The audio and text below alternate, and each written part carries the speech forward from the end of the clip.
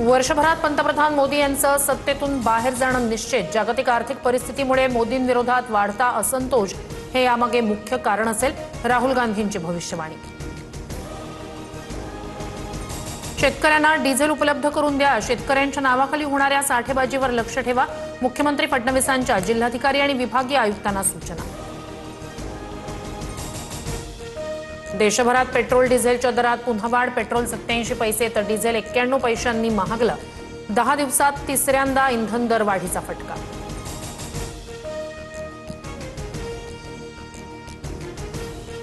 जळगाव शहराच्या मध्यवर्ती भागातील 7 पेट्रोल पंपांवर पेट्रोल डिझेलचा साठा पूर्णपणे संपला। 10 पैकी फक्त 2 पंपांवर साठा शिल्लक, इतर ठिकाणी शुकशुकाट आणि नो स्टॉकचे फलक। सर्वसामान्य मुंबईकरांचा वडापाव महागला। वडापावसाठी आता 25 ते 35 रुपये मोजावे लागणार। व्यावसायिक गॅस सिलेंडर, खाद्यतेल आणि पावाचे दर वाढल्यानं वडापाव महागला।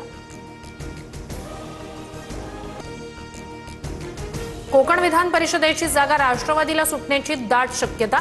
उपमुख्यमंत्री एकनाथ शिंदे सुनील तटकरे यांना जागा सोडणार, सूत्रांची माहिती।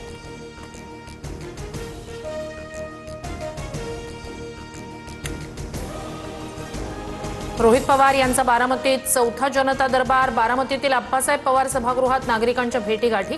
2029च्या निवडणुकीच्या दृष्टीनं मोर्चेबांधणी सुरू असल्याच्या चर्चा।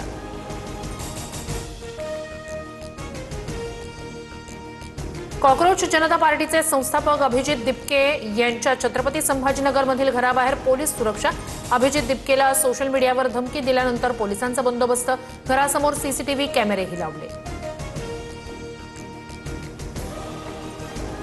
कॉकरोच जनता पार्टीचं एक्स अकाउंट हॅक करण्यामागे केंद्रीय गुप्तचर यंत्रणेचा हात। देशातील जनतेच्या उद्रेकाची माहिती आयबीनं केंद्राला दिली।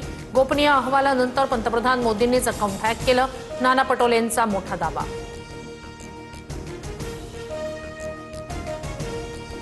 नीट पेपरफुटी प्रकरणात लातूरमध्ये 3 दिवसात 4 डॉक्टर आणि 3 विद्यार्थ्यांची सीबीआयकडून चौकशी। क्लासेस परिसरातील व्यवसाय बंद करण्याचे आदेश।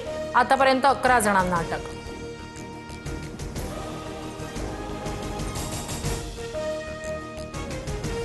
नीट पेपरफुटी प्रकरणातील आरोपी मनीषा हवालदारनं भौतिकशास्त्राचा प्रश्नसंच असलेल्या नोट्स जाळल्या। सीबीआय तपासातून माहिती समोर। 6 आरोपीसोबतचे चॅट्सही डिलीट केले, सूत्रांची माहिती।